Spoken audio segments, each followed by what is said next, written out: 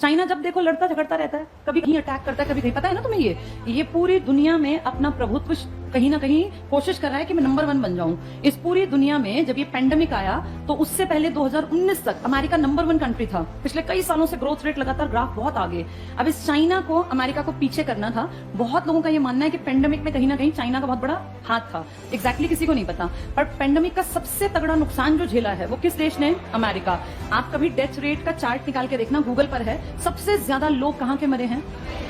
हम जैसे ना वैसे ही दुखी होते रहे, चीन हमारा दुश्मन। चीन को कोई मतलब नहीं छोटे मोटे देशों से, वो बस ये कर सकता है कि कब्जा करने के लिए हमसे लड़े, बाकी चीन और हमारा मुकाबला नहीं है। ये कड़वी सच्चाई है। आपके देश की सरकारें बेवकूफ बनाने के लिए कहती हैं कि चीन हमारा ऐसा दुश्मन, चीन ये। चीन को इंडिया से कोई मतलब नहीं। वो जानता है कि आप उसके सामने टेक्नोलॉजिकली कहीं टिकेंगे ही नहीं। वो आपके ऊपर सिर्फ अटैक करके आपकी जमीन को हड़प सकता है, बाकी उसका और आपका कोई मुकाबला नहीं है किसी भी चीज में। उसने आपके देश के घर के अंदर इतनी जगह बना रखी है कि आप चाह के भी चीन का कुछ नहीं बिगाड़ सकते। हम पता कितने बेवकूफ, हमारा देश कितना पिछड़ा हुआ है। हमें जब दिवाली आती है तो कहते हैं कि ये लड़ियां मत लगाओ। ये कहां से आती हैं? तुम सबके घरों में जो कंघे इस्तेमाल होते हैं ना, ये कंघे भी चाइना के हैं। तुम जो ये जितनी चीजें, कपड़े तो हैं ही, कपड़ों के अलावा भी मतलब जितने तुम्हारे घर के सामान है ना, इन सामानों का 80-90% हिस्सा चाइना से आता है। तुम कोई ब्रांडेड सामान की बात नहीं कर रही हूं मैं। कंघा कितनी छोटी चीज है ना। देश में जितने कंघे लगभग आ रहे हैं ना, ये सब चाइना से आ रहे हैं। कहां कहां से बाइकआउट करोगे? एक वो लड़ियां हटाने से तुम्हारा काम चल गया। तुम जितने ब्रांड की चीजें इस्तेमाल करते हो, बिना ब्रांड की लगभग चीजें चाइना से आती हैं। ब्रांडेड तो चलो अमेरिकी हैं, यूरोपियन हैं। कपड़े देखो, जूते देखो, कोई भी चीज उठा के देख लो, जो ये जॉकी है, मोंटे कार्लो है, इनमें से इंडियन कौन है? सब विदेशी हैं। आपके जितने जूते हैं वो तो चलो बड़े ब्रांड हैं। मैं छोटी बातें कर रही हूँ। जो आजकल ये बेडशीट्स आ रही है ना, पहले हम बड़े शान से कहते थे कि हमारे देश में पानीपत एक ऐसा शहर है जिसको बुनकर नगरी कहते हैं। पानीपत की सच्चाई तुम जानते हो? सब काम फ्लॉप है, सब बंद पड़ा है। पानीपत में कोई बुनकर नहीं है आज की डेट में। सारे का सारा माल कहां से आ रहा है? ये सारी बेडशीट्स जो है ना, चाइना से आती हैं, जो पानीपत से आगे जाती हैं। और हमें लगता है कि भैया हम तो पानीपत से बेडशीट ले आए। सब चाइना का माल है।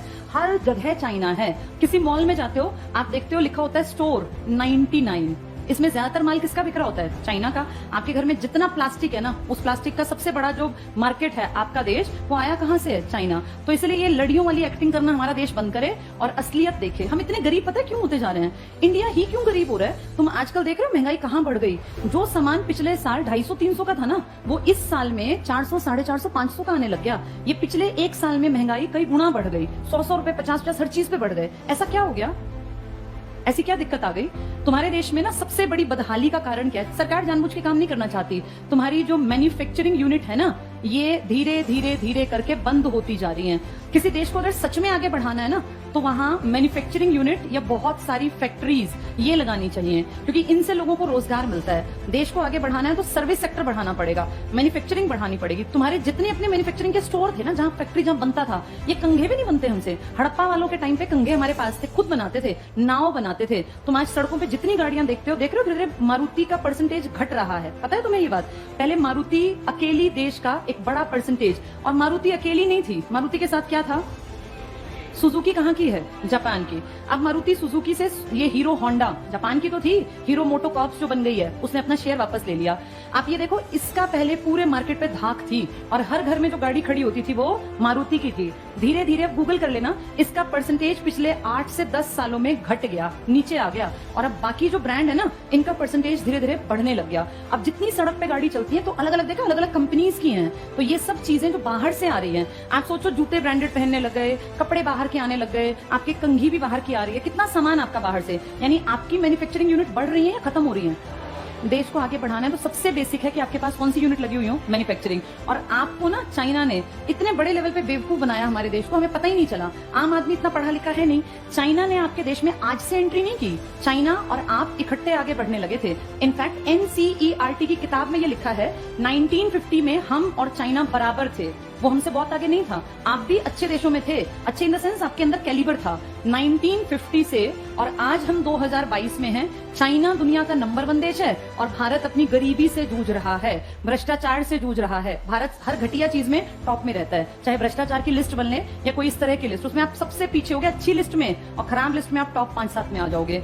ये हमारे साथ से इतना आगे कैसे बढ़ा? इसने अपने यहाँ मैन्युफैक्चरिंग की ढेर यूनिट लगाई और इसने पता क्या किया? भारत जैसे देश को, जो ये जानता था कि मेरे बाद आबादी में सेकंड है, जैसे आबादी होना फायदा है या नुकसान है? कैसे फायदा है? नुकसान है। बचपन से पढ़ाया गया बढ़ती जनसंख्या क्या था, किस चीज का कारण बनी थी? बेरोजगारी का, प्रदूषण का, गलत पढ़ाया। बढ़ती जनसंख्या एक असेट है। असेट का मतलब समझते हो क्या होता है एसेट? असेट को मान लो पूंजी। अपने आप को देखो, तुम सब अगर नौकरी लग जाओ, मान लो तुम घर में 2 भाई बहन हो, 3 हो, तुम्हारे पिताजी कमाते हैं महीने के 50,000, आधों के 20,000 कमाते होंगे, कोई हो सकता है 10,000 का भी काम चलता हो, कोई बड़ी बात नहीं है, इतना ही है हमारे इंडियन घरों में। अब जिसके ये 2-3 बच्चे अगर नौकरी लग जाएं और ये तीनों, कोई 50,000 की नौकरी लग जाए, कोई 45,000 की और कोई 35,000 की, मुझे बताना इस आदमी जिसकी 20,000 तनख्वाह थी, इसके दोनों तीनों बच्चे इस जगह आके खड़े हो गए, ये इसके लिए बोझ है या ये असेट बन गए? तो पूरा भारत क्यों नहीं असेट बन सकता? ये चाइना 1950 में हमारे बराबर था। आज आप जब मेडल्स की लिस्ट देखते हैं तो हर चीज में ये आगे है, टेक्नोलॉजी में, सामान में। आपको पता है ना, जो ये ओलंपिक हुए थे इसमें भी टॉप में था, पता है ये बात तुम्हें? अमेरिका, चाइना टक्कर लेता है, सारे ताकतवर देश, और आप सबसे नीचे की लिस्ट में। तो भला हो लास्ट डे जो ये 7 अगस्त को बेचारे नीरज चोपड़ा की मेहनत रंग ला गई, नहीं तो तुम्हारे देश में था ही क्या? गोल्ड तो 0 था हमारा। ये एक इकलौता जिसपे हम इतने चौड़े हुए घूमते हैं कि इंडिया तो पता नहीं क्या है। हम देखते किसको है? पड़ोसी पाकिस्तान, जिसका हमेशा टेली में 0 नंबर है। हम अमेरिका, चाइना को नहीं देखते। चाइना ने अपनी पूरी पॉपुलेशन को क्या बना दिया? इसने ये सोचा जब जनसंख्या ज्यादा है ना, तो हर एक आदमी कीमती होना चाहिए। मेरा हर इंसान जो इस देश में, या तो वो खेल में निकल जाए, या वो प्रोडक्शन में आगे निकल जाए, मैन्युफैक्चरिंग यूनिट में, या वो बिजनेस कर ले, या वो अच्छी नौकरी कर ले। हमने क्या सोचा? बचपन से मुझे याद है हमेशा पढ़ाया गया, बढ़ती जनसंख्या एक अभिशाप है, बढ़ती जनसंख्या से बेरोजगारी बढ़ती है, यही पढ़ा ना बचपन से, दिमाग में ठूस दिया कि बढ़ती जनसंख्या बोझ है। चाइना ने अपने हर बच्चे को सिखाया कि हर किसी को असेट बनना है। जो हमारे साथ, तुम्हारे साथ जो बच्चे बड़े हुए ना, वो चाइना में तो पॉजिटिव चीजें सोच के बड़े हुए, और हमारी पीढ़ी ये सोच के कि बढ़ती जनसंख्या, तभी तुम पीछे रह गए। इस चाइना ने प्रोडक्शन यूनिट लगा के अपनी मैन्युफैक्चरिंग, और आपके देश को देखा कि ये सबसे ज्यादा बेवकूफ हैं और ये सबसे बड़े कंज्यूमर हैं। क्योंकि अगर आपके यहाँ कंघी बिकने लग गई तो एक परिवार में अमूमन 2 से 3 कंघे तो रखता ही है हर आदमी। आपका देश है 150 करोड़ का, तो आप सोचो हर परिवार में कितने परिवार होंगे, और वो सब कंघी बकवास बात होती है, लेकिन इसके पास करोड़ों रुपए गए ना आपके, और किस चीज के लिए? जिसकी कोई वैल्यू नहीं। इसने आपके देश को डंपिंग का बाजार बना लिया। डंपिंग का मतलब होता है, इकोनॉमिक्स में एक टर्म है। शुरू में इसने आपके देश में कदम कैसे जमाए? आपके यहाँ एक पॉलिसी आई थी एलपीजी, लिबरलाइजेशन, प्राइवेटाइजेशन, ग्लोबलाइजेशन। शुरू में ना आपके उद्योग धंधे बहुत खराब थे, मतलब बहुत ही निचले स्तर के, कोई ब्रांड हमारे यहाँ नहीं था, और हर चीज बकवास थी। हमने 40 साल वेट किया, 1947 से 1990 आ गया। तो ये सोचो 40 साल कि शायद इंडियन सुधर जाए, कुछ अच्छा प्रोडक्ट बना ले, अच्छा नहीं सुधरे, बकवास जूते, बकवास कपड़े, हर चीज बकवास। फिर 1991 में हमारे ऊपर प्रेशर आया पूरी दुनिया में, WTO का, वर्ल्ड ट्रेड ऑर्गेनाइजेशन का। इसने कहा भाई दुनिया बदल रही है, मार्केट खुला छोड़ दो, जिस देश को जहां सामान बेचना है बेचो। हम भी इसके मेंबर थे, हमारे ऊपर भी प्रेशर आया, और फिर हमने अपने लोगों को कहा देखो भाई, अब दुनिया के लोग आएंगे यहाँ कपड़े बेचने, जूते बेचने, तुम में काबिलियत हो तो तुम्हारा सामान बिकेगा, नहीं तो बंद होगा, सुधार लो। एक आधा साल और दिया, लेकिन हमारे इंडियन प्रोड्यूसर्स ने कोई ध्यान नहीं दिया, और देखते देखते हमारे मार्केट में किन लोगों की एंट्री हो गई? China, America, European country, Australia, Germany, Britain. और जब इनका सामान आया ना, तो इनके सामान की क्वालिटी बहुत हाई थी और आपके सामान की क्वालिटी बिल्कुल बेकार। तो अब जो अच्छा, इन्होंने एक चालाकी और की, इन्होंने अपने सामान की उस टाइम कीमत क्या रखी? बहुत। इन्होंने सोच लिया कि हमें नुकसान हो जाए, लेकिन इन इंडियंस को हमारे सामान की आदत पड़नी चाहिए। एक बार ये आदी बन गए ना, फिर ये हमारे ग्राहक हैं जिंदगी भर, और इनके अपने बिजनेस फ्लॉप हुए तो हमारा ही सामान बिकेगा। आबादी बहुत बड़ी है।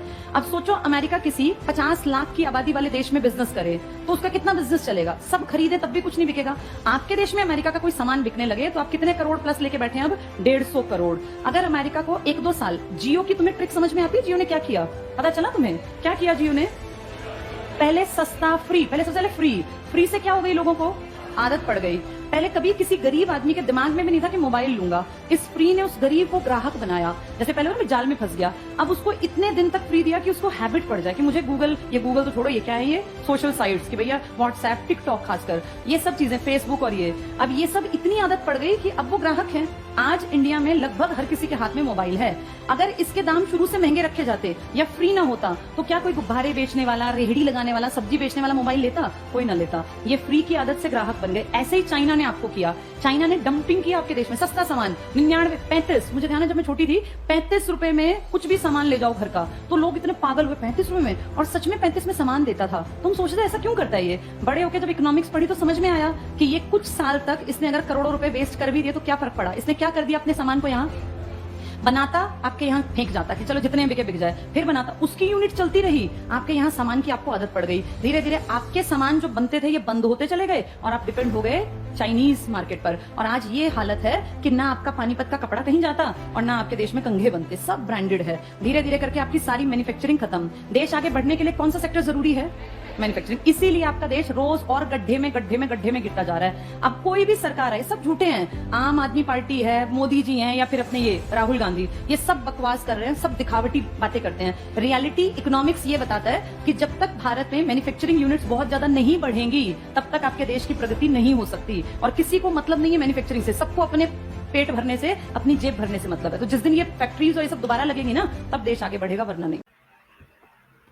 If you like this video, please do not forget to like, press the subscribe button, and also press the bell icon for more such updates, and share the link as much as possible amongst your friends.